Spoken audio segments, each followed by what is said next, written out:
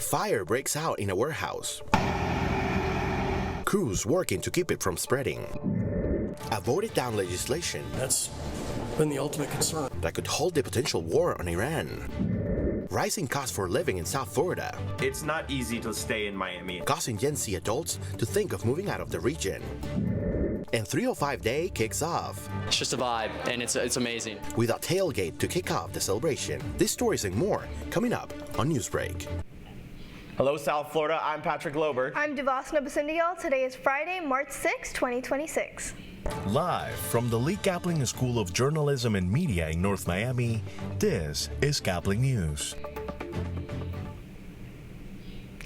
A massive warehouse fire in northwest Miami-Dade sends more than 200 firefighters into the blaze. We're monitoring the aftermath of the fire as new details unfold. Caplin News reporter Jose Carlos Rodriguez was there yesterday and is live today with updates on the scene. Good morning, Jose. How are things looking over there? And good morning, Devasna and Patrick. And things are looking pretty different here. As you can see, you can take a look. The heavy, thick smoke from yesterday has largely cleared out to this light gray color. Here, Global Warehouse located at 2600 Northwest 47th Avenue, and fire units remain on scene, trying to contain the fires, and they've been non-stop since yesterday. It's all part of an operation involving more than 200 firefighters. It all started around 10:45 a.m. Thursday. The smoke turned the skies black as a massive fire broke out inside a warehouse in northwest Miami-Dade. It was very tense. Everything happened extremely fast. We realized something had caught fire. Several workers tried to put it out with extinguishers, but the flames spread quickly. Hundreds of firefighters rushed to the scene, and the crews spent several hours fighting off the flames. Within 5 minutes, the fire had taken over the entire place, with flames shooting through the roof. At that point, all we could do was worry about our jobs. However, the wind and hazardous materials stored inside the building prolonged the battle.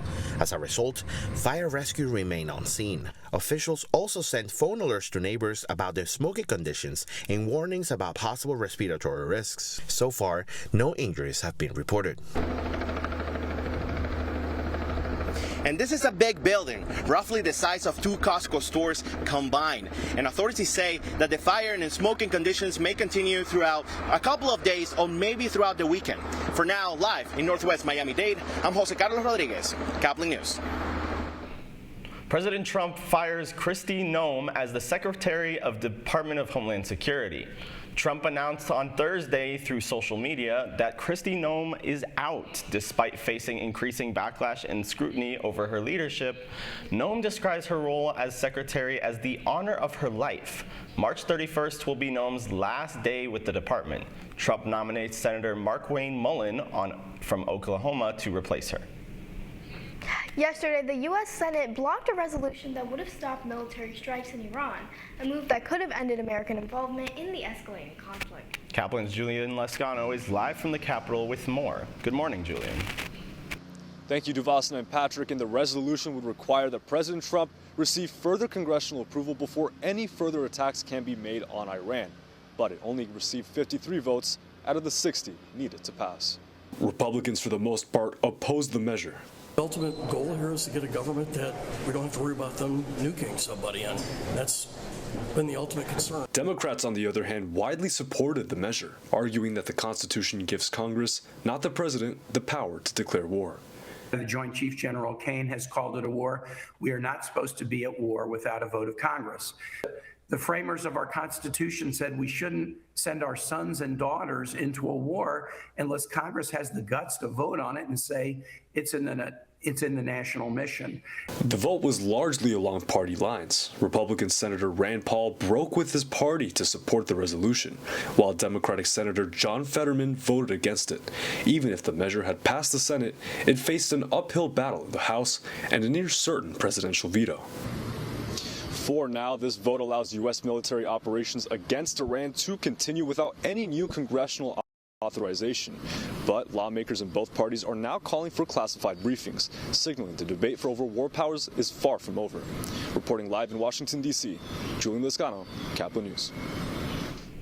As the conflict in Iran escalates, Defense Secretary Pete Hegseth says there's no shortage of American will in the war. The news conference happened at MacDill Air Force Base yesterday in Tampa, where the Secretary said the U.S. will not slow its attacks on Iran. Admiral Brad Cooper then gave an update on U.S. strikes in the region. In just the last 72 hours, America's bomber force has struck nearly 200 targets deep inside of Iran, including around Tehran. And in just the last hour, U.S. B-2 bombers dropped dozens of 2,000-pound penetrator bombs targeting deeply buried ballistic missile launchers. With a decrease in Iranian missile and drone attacks, President Trump says the U.S. military is far ahead of schedule in the war. As Inter Miami prepares for an away game at Baltimore, the team took a stop at the White House, where they made greetings with President Trump. It was the star player Lionel Messi's first time in the White House. Him, alongside the rest of the team, were invited being the current MLS champions. The president brought up the former soccer icon Pele when comparing him with the Argentine star. I don't know, you may be better than Pele. Pele was pretty good. Who's better? Him or Pele? Messi. I agree. Inter Miami also gifted the president with a jersey. The team will face DC United tomorrow at the M&T Bank Stadium at 4:30 p.m. South Florida's rising cost of living continues to push Gen Z adults away, with some opting to leave home to make ends meet. Caplin's Adrian Diaz-Alejo has more. The Magic City, Wall Street of the South, and capital of Latin America. Those are just some of the names used to describe South Florida by the people who call it home. And while there are many who love to live here, others who prefer to leave. For Gen Z adults like Alejandro Malo, a law student seeking his Juris Doctorate, higher education was not an affordable option. Instead, he's found opportunity in Baltimore, Maryland. The options in Florida are very expensive. Baltimore is a walkable city. It has a better public system, better metro, better bus system, and it is much cheaper here. For emergency medical technician Jared Infantilino, moving from South Florida to North Florida made the affordable difference between surviving and living comfortably. It's not easy to stay in Miami and live there long term. Most of those people are well established in their fields or well established where they are, or they have money to fall back on. Some people like me do not have that money to fall back on. And if I were to live in Miami, I would be stuck in a studio apartment, paying well above my pay grade. Both students in their respective fields say that part of the issue of South Florida's inhabitable circumstances also stems from the region unable to support younger adults to begin with. Insurance starts out very high for younger individuals at a detriment, their inability to access the market. Those that live in Miami, they cannot build their wealth in Miami. The job market is more competitive. It's a lot harder to get those well-paying jobs. If you don't have a well-paying job, you're going to have to get roommates. If you can't get roommates, you can't really afford a place to rent or live. Both agree that returning to such a place is unlikely unless changes are made. If I were to return to Miami, I would like a lot more investment on the behalf of the social structure and infrastructure and support systems. I would like to see better facilitation for transportation. Public transit would definitely, I would like to see that improved. A lot of people can't get point A to point B without having their own car. Reporting for Caplin News, I'm Adrian Diaz-Alejo. 305 Day in Washington, D.C. was not just a celebration of Miami, but also a showcase of the city's advancements and participation in future events. Our D.C. Bureau reporter, Carolina Alvarez, shows us more.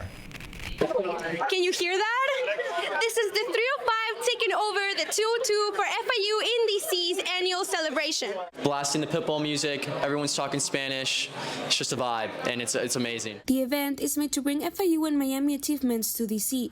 This year, it was co-hosted by FIFA, Emerge Americas, and the Greater Miami Convention and Visitors Bureau to celebrate Miami culture with food, a cocktail class, and talks about the city accomplishments this year. We're advocating and having dialogues like this. We also think of Miami from the lens of environmental resilience, resilient infrastructure, population health, the future of tech talent, Latin America and the Caribbean. FIU and DC students joined the party to experience Miami while they are away from home, representing their city and school in the nation's capital. The people, the energy, the food, the cafecito, the croquetas, it brings me back home. And And I think FIU DC is just such a perfect venue because it helps me just reminisce about how life was in Miami. Miami will be one of the host cities for the 2026 FIFA World Cup this summer, as well as hosting the Emerge America's Tech Conference and Expo from April 22 to 24. FIU in DC celebration of 305 Day was filled with music, cocktails, culture, and most importantly, cafecito. Reporting from FIU in DC, I'm Carolina Alvarez, Caplin News. A men's basketball matchup becomes a special 305 Day celebration at FIU. That's still ahead, and so is this story. I come from a family of racers. We've been doing this for over 40 years. It's go time in Gainesville as Gator Nationals shakes up the raceway. Newsbreak will be back in just 2 minutes.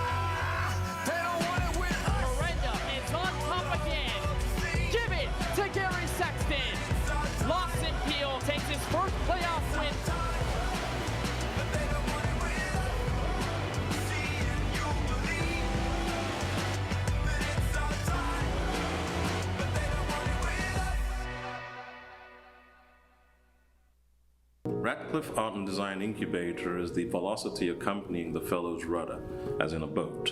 Unless there is movement or action, the planned direction is of little consequence. We encourage the creative ideas into action, and from the experience of doing, we critically assess the feedback, adjust, and set out to rediscover the potentialities of an entrepreneurial mindset.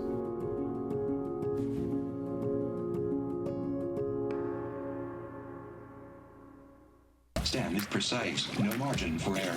Dare to forget that. Dare to have fun with it. Get weird with it.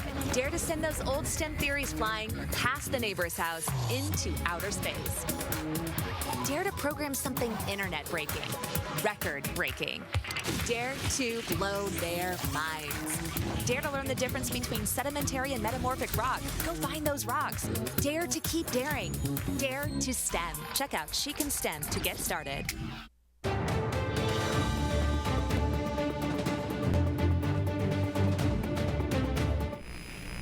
A rumble in the swamp as engines roar in the Sunshine State. Vroom! It's the sound and smell of nitro-burning, earth-shaking dragsters here in Florida for the Gator Nationals in Gainesville. The NHRA season opener beginning today, Caplin's Dylan Pazet went to Ocala to talk to drivers at the Fan Fest before the big event. I don't think I could put it into words. You might even see me start to get choked up. It's like that race to me, that place, the fans, right here in my home backyard. It's gonna be an awesome experience regardless. But if you win, if we are fortunate enough to win, I'll probably just sit there and hold the Wally and, thank God.